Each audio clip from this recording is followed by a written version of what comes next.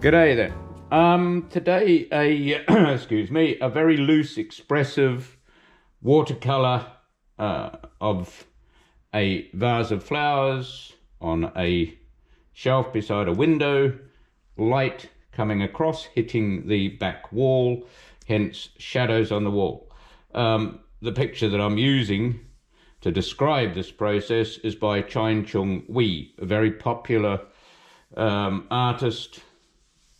A number of demonstrations on YouTube, and he holds classes, I think, around the world.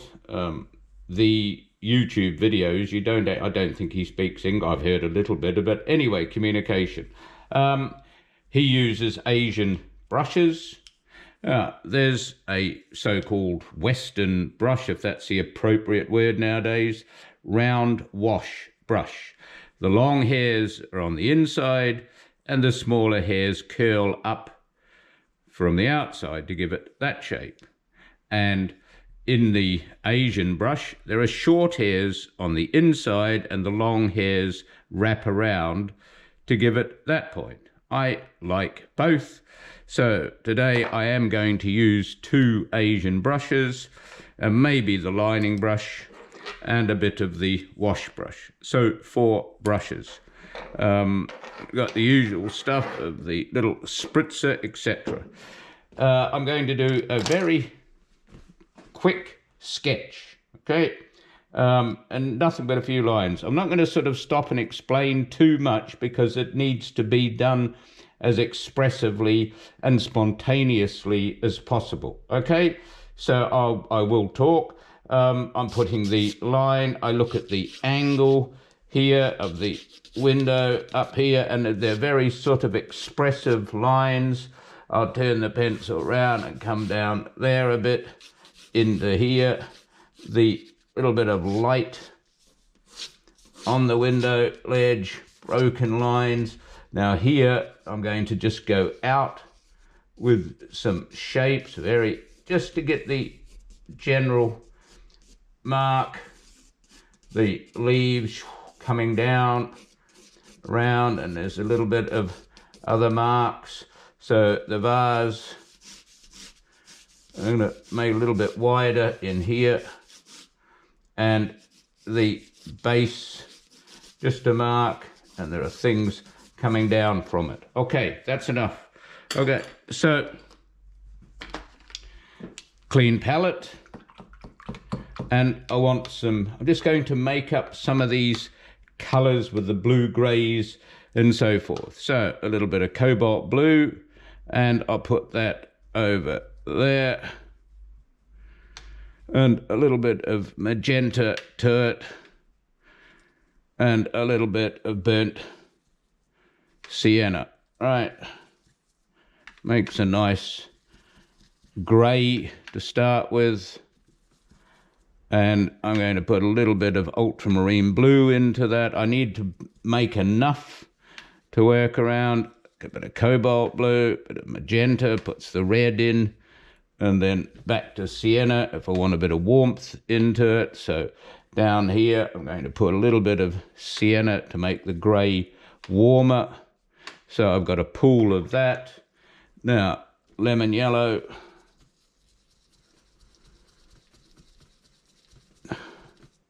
Lemon yellow, it's a bit dirty, I don't mind. From the other colour, a little bit of maybe sap green and turquoise. Sap green, just to get the colours going. Sap green, a bit more lemon yellow, maybe a bit of a cad yellow. There. Now, I'm going to put a little bit of burnt sienna into it that has a relationship with the background. Color is subjective. Whatever green or brown green you like, a little bit of turquoise into that. And that's the color I'm starting with. So I want some leaves in this. Look, as soon as I press that, the brush turns out. Now I'm going to spritz it a bit with a small spritzer.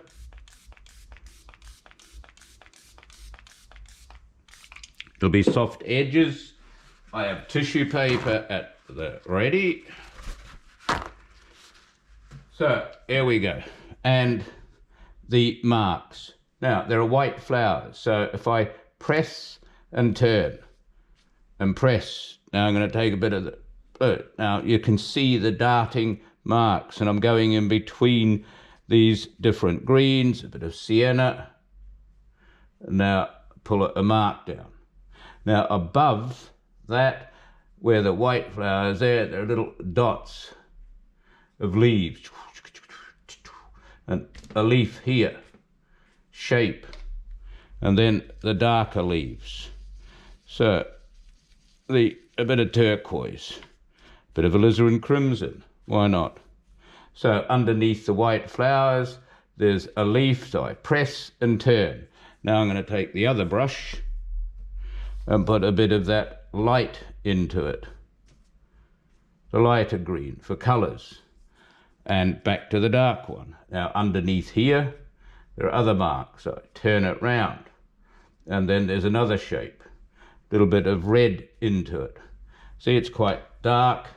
Here, yeah, a little bit of lemon yellow into it. So there, and a little bit of that. So I'm going to put a big leaf. And let that, oh, look at that. Some shapes. Now a bit of lemon yellow out here. Another leaf. So I press and turn it. A little bit of dark into it. I like the splatters all going around. Lemon yellow, cad yellow, a bit of that. The leaves are getting lighter against the dark, but there are still some dark leaves. So I turn it there and press and lift it up. Turn it, press it up. Let's put a little bit of cerulean blue in there, just to let it into that leaf. A little bit of cerulean blue over here. So press, and then a bit of dark, bit of the other colour. Now I'm going to let that run a bit, take my trusty wash brush. I could use the Asian brushes, but I love this wash brush, the grey. Now I'm going to, it's all spritzed a little bit. Whoops, I'm losing all the towels and so forth. So I want a bit of light as well as the shadow. So I've got the, whoops, don't leave the brushes in the water, Chapman. So the grey I mixed, the angle, a little bit more cobalt blue in it, I think. There it is. A little bit of the warmer colour. And pull the shape down, a bit up there. Now the shadows of the leaves, a little bit more, just need to mix a bit more of that. A little bit of the sienna. So there are shadows of the leaves. I'm going to spritz it again. And I just, look. Maybe I don't want that there, so I'm going to put another bit of paper and stop that there. So now I'm going to put marks across it. A little bit more, we'll go the other way, of shadows. And then a few blobs. That'll do. Now, so I'll let them run. I'm going to put a few warmer, a little bit of yellow, so raw sienna into that grey, a little bit of light, so a little bit of blue. I'm going to go up and make some shadow shapes up to the leaf, pull that, make some other shapes, the edge of the vase, bit of blue, and I pull down. There's a shadow here, so I turn this brush, come down, and then inside the brush, inside the vase, there are these shadows. So I come down with this brush and go inside. I'm leaving a little bit of white of the paper, and I want a little bit of wiggles down to the vase, a little bit of blue in it. So I get down the vase, shape, little bit of yellow ochre into it. I turn it round. shape, a little bit of yellow ochre, a golden light coming through, and shapes. Now next to that, in the vase, a little bit of yellow ochre and the purple and blue for the shadow. So I'm now holding the brush here, and I want to come down to the thickness of the vase and just touching, avoiding that little bit of yellow ochre, go round it, and I'm going to touch it to let it run down, a little bit of blue, and some shapes down to the window. Here, the shadow is darker in there, bit of ultramarine blue and burnt sienna. So in here, and the shadow, so up, marks, take some of the moisture out, take a bit of yellow ochre, and just sort of up to the edge of the vase and round it, that shape. Now I'm going up the window shape, the marks, a little bit of blue, I look up, come down there, and down to the leaf. Now I don't know whether he went which way or not, it doesn't matter. So I go to there, through the leaf, these are the white flowers, a little bit of blue, a mark, down here, a few little flicks of light through that. I'm going to flick a couple of lights on that angle, little bits of other light. You see this granulation. So I'm going to now go back to the flowers. I'm going to pull a little bit of a bluer shadow here on an angle, drop that down, drop another angle down, and a little bit now the shadow on the shelf or whatever it is, and I'm coming from here and leave that there, and a little bit darker. I like this shadow, and along here a little bit darker, let it run in, maybe that corner, so it just gets that in the corner.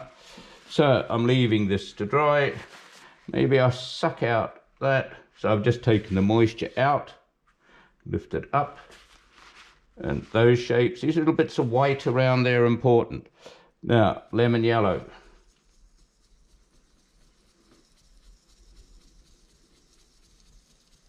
Into the green, bit of ultramarine blue into the lemon yellow. It's another green,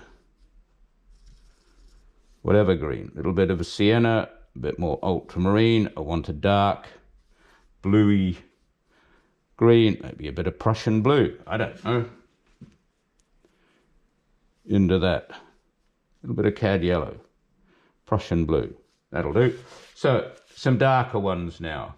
Where the white flowers come, I'm going to put a few darker bits and around an edge, and a few shapes here of darks, and in there, and a bit more dark Prussian blue, maybe turquoise. So a little bit darker here beside this leaf, and a mark there, leaving a bit of light, go over that leaf, come into here, bit of sap green, so I want a little bit of wet into wet, around that leaf, maybe another leaf there, and then under here, bit of blue, sap green, there's another little curly leaf here, let that run down, quite dark. The other side of here, put another leaf, it's sort of softening into the light. I'm going to give it a bit of a spritz to break up some of the shapes. So up here, there are these little filigree twigs and so forth. So I take the edge of the brush and go up there, and a few little broken edge marks, and another dot and dash. Now there, a little bit darker. I will use the lining brush to show people. So a little bit of sienna and Prussian blue. So I'm going to start here and go into the, or go this way. So I start here and put a mark, and then another one, and then another one down here, and a zigzag into there. Now I take the Prussian blue. I'm going to make this leaf bigger, and as it dries I'm going to scratch through it and make another leaf there, even with my finger, and put some yellow on and scratch, and a little bit of lemon yellow up here, a bit of light on that leaf, and one there, a dash there, a little bit of dark under that leaf, and I'm going to scratch through. Hold a second. I like to scratch with my palette knife, so I'm going to scratch a couple of marks through there. Now there's this leaf here, so I want that to be a bit darker in there, and then around here, under there.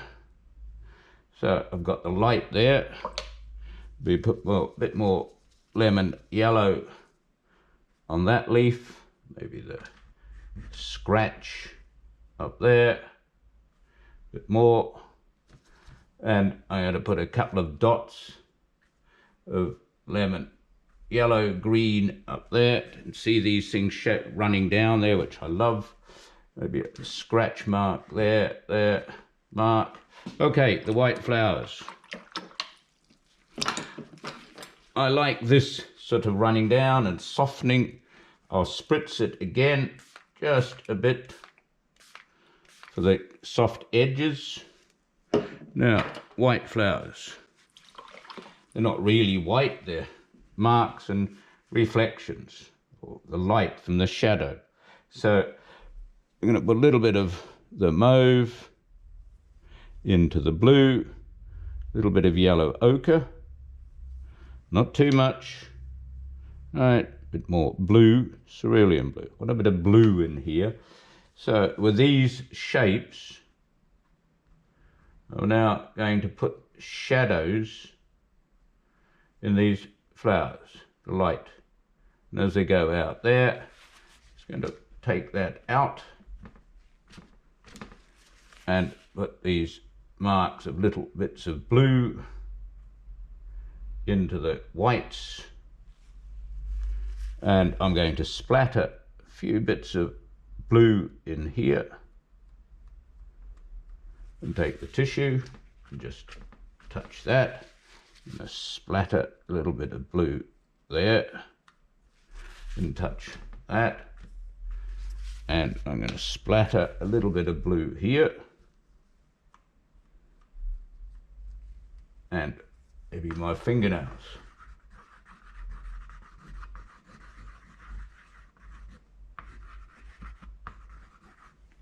And a little bit more blue in here, and my fingernails. Now I'm going to touch it, and little touches of blue splattering. And up here, scratch it. Here, some of them in shadow here. So I'm going to put some more little blue marks and let it run down. It's an impression. These shapes. Now, as that's running, a little bit stiffer paint, a bit of sienna and Prussian blue, and the stalks in the vase.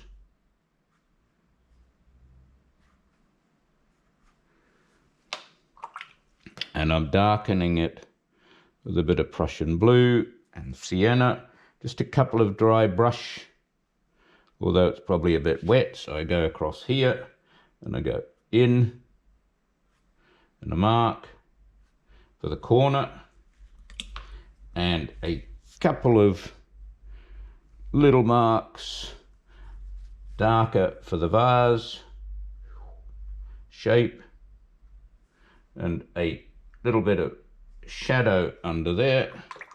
Now I'm going back finally with a bit of the, see, it's still quite wet. This takes quite a while to dry. There are watermarks starting here, and the blending of colour, Prussian blue and a bit of sienna, burnt sienna and green. Now I'm going up to the corner of these flowers. They're not the same shape, and even one of them in there, and around that shape, another leaf there, another leaf there, a little bit of yellow into it, a curl of a shape there, another leaf there, this leaf a bit darker, some shapes, very delicate shape.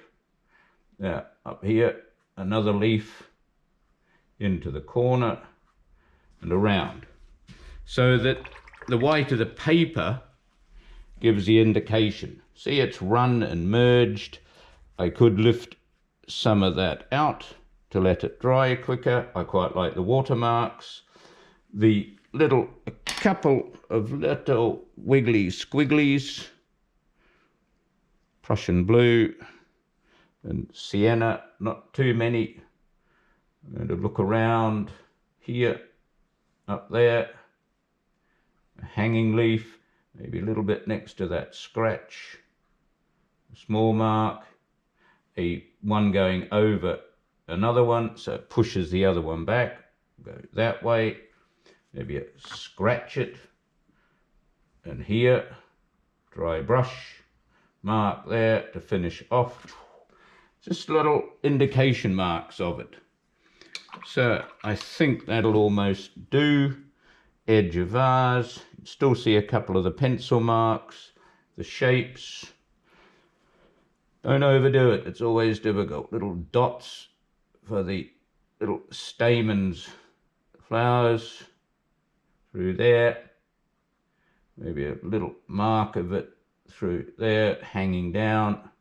Sort of little bits of brushwork. This is the flowers in the shadow, so do a few wiggle squiggles, and I think that'll do. Expressive. Thank you. Okay, I'm back again with the flowers in a vase. I left it, I think it's about an hour to dry. When I used to have or run classes with the demonstrations like this, because of the time factor, I would use a hairdryer. Now, when the video was switched off, I'm still looking at it every so often. And this, I don't know if you can see here, as it was just sort of in between drying, I splattered in the direction of the light, the shadows, some blue. And again, I put a little bit of protection across there so it didn't. So the little areas where the granulation has happened, the pools, the merging up here. I'm not painting a photograph in expression. Even here, I let this run. I stopped it where the white flowers are and let it continue through the leaf and then down into there. Why? I don't know. It just seemed like a good idea at the time. So I've brought this ran down a little bit with that clump, but as I said, it's not taking it from the photograph here of Chien. Have a look at his videos. You can see the scratch marks and little dots and dashes. I like these little splatter marks over the edge, and it's an abstract base of a glass vase. I think I scratched that with my fingernail around there, letting that run down there. Yes, there are more things I could do on this. Where that's run through there, I could sharpen that leaf, dab that. I've put a few shapes into it. But it's an expressive watercolour. I think probably 90% of the white of the paper is still visual. That's the beauty of the white, the bright white of the watercolour paper. And it's the usual paper that I've been doing with these demos, the Bockingford 425 gram, 200 pound knot surface. In most countries they called it cold pressed. I have no idea why it's called knot in England, but it doesn't matter. It's a lovely all-round workhorse paper. Other so-called professionals will tell you that it's not this and it's not that. Well, sorry, I like this paper. It's, as I said, I scratch it when I do some more violent ones, when I gouge into them in some of the demos. This takes this very well. Okay, so what I'll do now, and don't forget, if you like this type of thing, all I need is a bit more encouragement and I'm off, okay? I know, as I said, thousands of people around the world love this, and now's the opportunity, especially in the Northern Hemisphere, the flowers, and in this, wherever, I can't believe I said that. Yes, you make mistakes. Yes, watercolour is a bloody difficult medium. I remember when I first wanted to learn watercolour at dare I say it, good old Chelsea, where most of the tutors should have been sacked at the beginning. And I said to one bloke, I want to learn watercolour. And he went, oh, what's it? I think that's only for women. Bugger off. It's one of the most difficult mediums. It shows no mercy. And by letting it go, just without this hesitation, if you hesitate, it's going to bite you in the bum, right? Like that scratch mark or these, but the light wiggles and then a little bit darker and then the dark ones in front, or the scratch of my fingernail. As I've said, Turner had a long fingernail in that not too good movie about Turner recently. I'm not going to go into that. So, as I said, I could have done more. I could have bought out the stalks, but that will do. So, oh, look, I will do this. Again, I say it. I'll take the pins out. I was going to try and do a short video. Right, now look, please, when you take the tape off, it's not... do it gently, right? So I've folded over a bit to make it easier, and I pull it, not this way, but this way, in case you don't rip the paper, and there you get the beautiful edge. Okay, so I'll turn it off and mount it and see how it goes.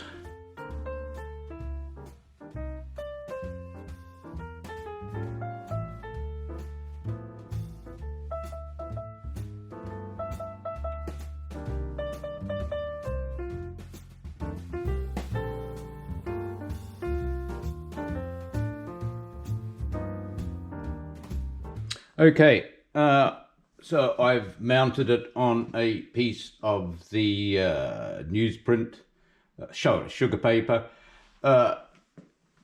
Hopefully you can see, as I said, the predominance of the white of the paper, the little bits of splattering for the flowers. As I said, here I'm not taking it literally, I'm looking at I've changed the shape of the leaves. They're a bit bulbous, I've made them more hangy down, leaving bits and pieces of it out, the white of the paper, a wiggle. Now, look, I've done hundreds and hundreds of watercolour. I absolutely love it, but it's still always a wonderful mystery as to what's going to happen if you drop other colours, wet into wet, blending the white of the paper. There are too many tutors who are so ego-filled that they lay down their doctrine. There is no such thing as a watercolour brush, okay? There isn't. You can use a so-called oil painting brush. I mean, you go into a shop and they even sell acrylic painting brushes. It's a business. You can't blame them. So you get brushes for acrylic. You get brushes for oil. You get brushes for watercolour. You get brushes for pottery. And doubtless there are brushes for other things. We're not going to go into that. Any of them. If you practice and it makes a mark, the same as I love my Manky brushes, okay? And I love all brushes, the Asian brushes. I don't know if you can see under there, they're just some of my other brushes. Paints. This was done in, the Chapman, I don't even want to say student, but I think that's what they call them. Chapman. Nobody can tell the difference whether I used some of the most expensive watercolour. It's, again, a business. Look, there are even books that tell you you can't use green. You mix your own green. Bull. Why the bloody hell do they produce green? Even black and yellow make a wonderful green. And I use that at times too. I'll go into, salt, anything. There are different techniques where you read a book and some people think it's the bloody, it's some religious gospel, that this is how it should be. No. If you want to paint like my mum used to like, what was there, Nancy something, where she would paint big leaves and she would put dewdrops hanging down there. And mum would go, oh, they're so beautiful, son. Bless her. They're fine. They're in calendars. And this woman, Nancy's a damn good watercolourist. But there are no rules. Why should they be? And there are no aspects of what watercolour should look like. Gerhard Richter, a painter, not too bad, cuts the mustard, damn good painter. What I like about Gerhard Richter is that he defies what a lot of people put into the chap, that this is the style. He paints watercolours, abstract watercolours. Wonderful, slushy. They're all watercolours. It's the name of a medium. I think Anthony Gormley puts watercolours into his drawings. Why shouldn't he? But, and other people label watercolour as hobby. Andrew Wyeth was a major one. Look at Winslow Homer and Chapman and Turner. Anyway, that's enough of that. It was going to be a short video. But if you make a mistake, it's a piece of paper. Find out what happens when you let it run or let it dry naturally instead of buzzing it over with a hairdryer. As I said, the sad fact of the matter is that most people are impatient. Okay? And one of the ladies at my class gave me a wonderful cartoon of a young girl, I think it was some violin or something, and she said, I don't want to practice, I want to be awesome now. Jesus, that didn't say. Anyway, okay, that'll do. Turn the EMI. Right, EMI. Turn it off, Chapman. Okay.